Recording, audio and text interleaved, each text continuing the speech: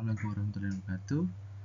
Untuk kali ini saya Arif Darnovianto, NIM 20101169 dari kelas S1.08A untuk mempresentasikan mengenai pemanfaatan satelit altimetri untuk verifikasi tinggi gelombang laut signifikan pada Ocean Forecast System atau OFS dari BMKG. Nah, di sini ada latar belakang gelombang laut yang banyak berperan dalam mempengaruhi aktivitas manusia adalah tinggi gelombang laut signifikan. Dalam praktiknya, pengamatan gelombang laut umumnya dilakukan secara in situ dalam skala pengamatan yang terbatas. Namun, hal tersebut tidak bisa dilakukan mengingat luasnya perairan Indonesia dan tidak mungkin dilakukan di banyak lokasi. Solusi dari permasalahan tersebut dapat dikaitkan dengan dua cara, yaitu penginderaan jauh dan pemodelan.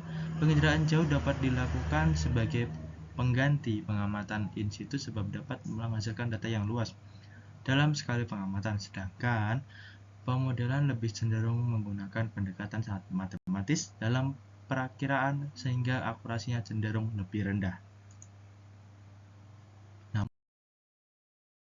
Namun demikian, metode penginderaan jauh tidak selalu memiliki kelebihan yang positif, khususnya penginderaan jauh yang menggunakan satelit altimetri untuk pengamatan arah, kecepatan angin, dan gelombang laut.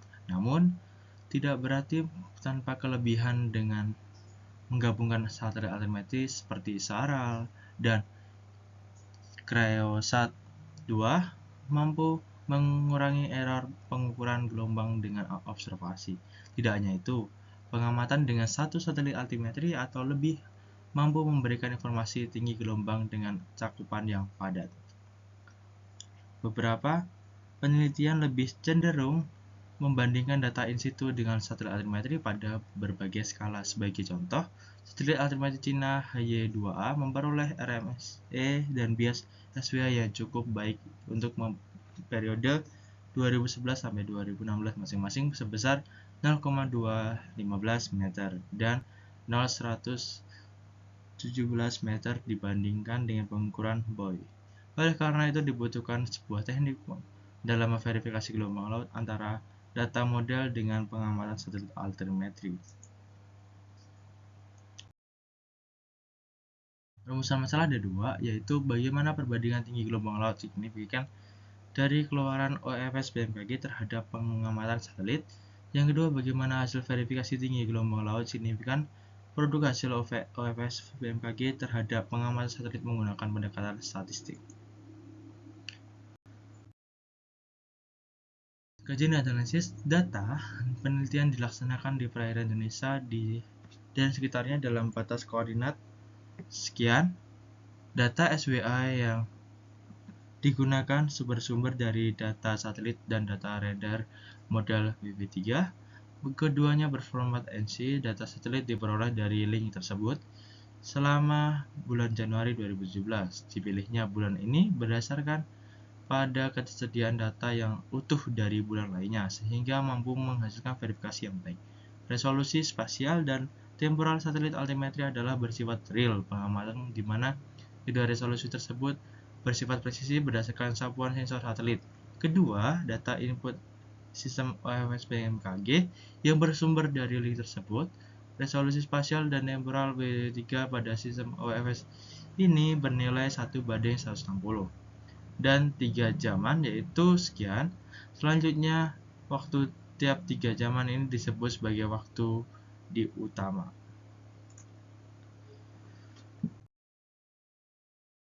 Metode data SVH pada penjelasan di bagian atas merupakan gabungan dari beberapa satelit altimetri yang pengamatannya menggunakan teknik long track monomission dari satelit Jason 2, Cryosat, dan SARAL. Teknik ini merekam nilai SVH sepanjang lintasan satelit dan menyajikan nilai yang terkoneksi sehingga dapat langsung diaplikasikan dalam hitungan.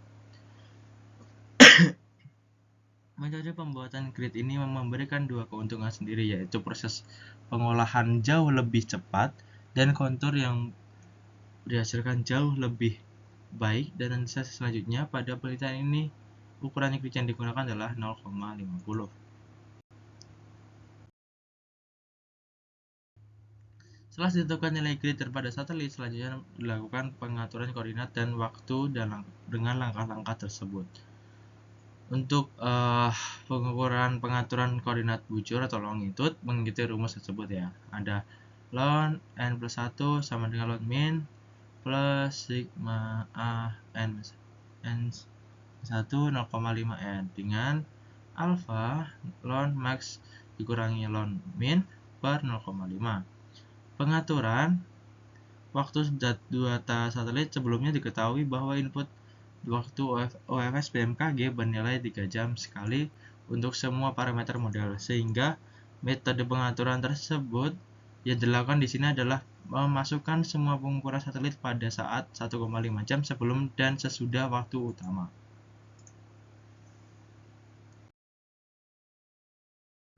Selanjutnya adalah pengaturan grid dan model.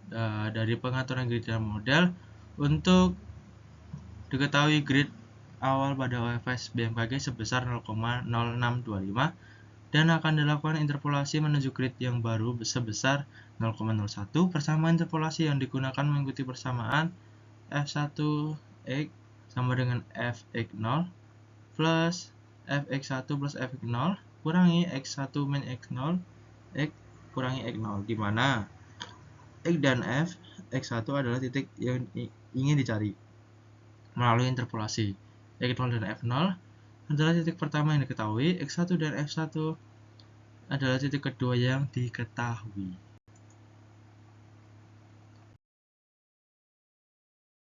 Untuk pengaturan data waktu dan data model pada sistem OFS BMKG, data SWH yang digunakan diupdate setiap jam 00 UTC dan 12 UTC. Perbedaan keduanya terletak pada waktu inputan keluar WB3 dan yang selisih 12 jam. Data diambil pada penelitian ini hanya pada jam 00 UTC yang berisikan pada perkiraan selama 7 hari ke depan, di mana setiap pengamatan dan data mewakili 3 jam sehingga sesuai dengan 1 hari pengamatan, sisanya diabaikan karena merupakan prediksi untuk 6 hari ke depan. Analisis statistika, bila data trimetri dan model sudah disamakan, angka selanjutnya adalah memverifikasi menggunakan rumus statistika yang sudah ada. Dengan rumus yang bisa dilihat di bagian samping kanan ini, untuk RMS atau root mean square atau akar kuadrat rata-rata, untuk S1 itu ada scattered index atau indeks sebarang. Untuk CC itu ada koefisien korelasi. MI adalah hasil model OFS BMKG. Pengukuran satelit artimetri itu dilambangkan dengan OI. Min M rata-rata hasil model OFS dan BMKG. Min 0 rata-rata pengukuran satelit artimetri.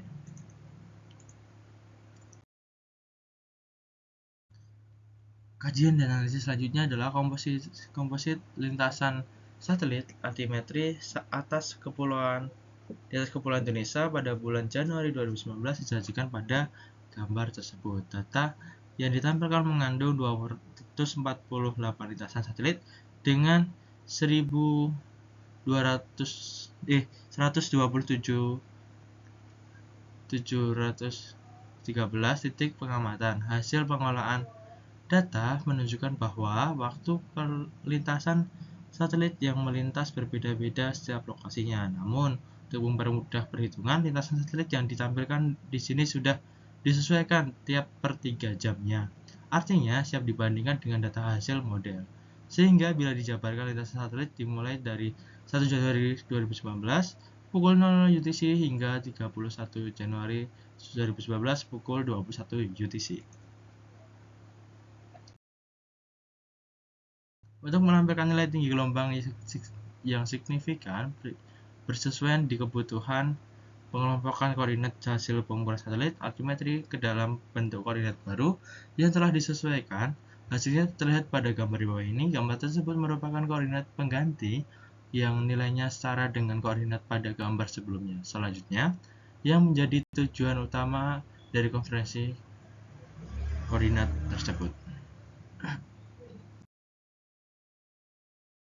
Selanjutnya, tinggi gelombang laut signifikan dibagi dalam kategori lemah, cukup kuat, dan kuat. Menurut definisi dari Pusat meteorologi maritim masing-masing bernilai 0,5 sampai 1,25, 1,25 sampai 2,5, dan 2,5 sampai dengan 4.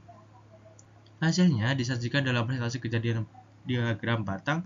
Pada gambar di bawah ini terlihat pada presentasi tinggi gelombang laut signifikan pengamatan satelit lebih tinggi bila dibandingkan dengan model untuk kategori cukup kuat dari kurang dari atau sama dengan 2M. Namun untuk kategori kuat lebih dari 2 meter presentasi tinggi gelombang laut signifikan hasil pengamatan satelit lebih rendah dibandingkan dengan hasil model. Kesimpulan yang dapat kita ambil dari ini adalah pada penelitian ini berhasil dilakukan sebuah metode untuk melakukan verifikasi tinggi gelombang laut signifikan terhadap model WW3 melalui sistem UFS di Pusat Meteorologi Maritim BMKG. Metode ini bekerja dengan membandingkan parameter fisik yang akan diamati dari lintasan satelit dengan nilai kontur tepat di bawah lintasan satelit itu berada. Bila dilihat dari secara keseluruhan, waktu pengamatan utama pukul 0 sampai 21 UTC didapatkan prestasi keluaran hasil sistem UFS untuk tinggi gelombang signifikan kategori cukup kuat kurang dari atau sama dengan 2 meter lebih rendah daripada pengamatan satelit. Sedangkan untuk tinggi gelombang signifikan kategori tinggi lebih dari 2 meter, presentasi hasil sistem UFS kejadiannya lebih tinggi daripada satelit.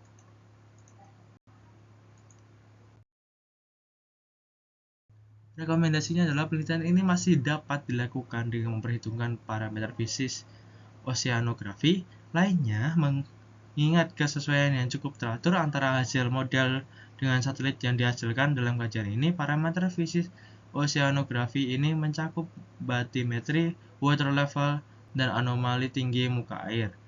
Perlu diketahui, satelit altimetri mempunyai kelemahan pada laut dangkal, yaitu tingginya gangguan noise yang dihasilkan. Akibatnya, diperlukan pembagian wilayah berdasarkan rentan batimetri untuk mendapatkan kesesuaian yang tinggi antara hasil model dengan satelit altimetri.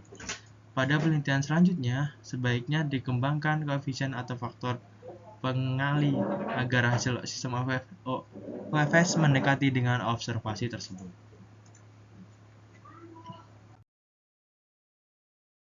Untuk dari beberapa referensi saya ambil, ini merupakan referensinya. Mungkin itu yang bisa saya jelaskan mengenai satelit altimetri dan sistem komunikasi satelit. Sekian, terima kasih dari saya. Wassalamualaikum warahmatullahi wabarakatuh.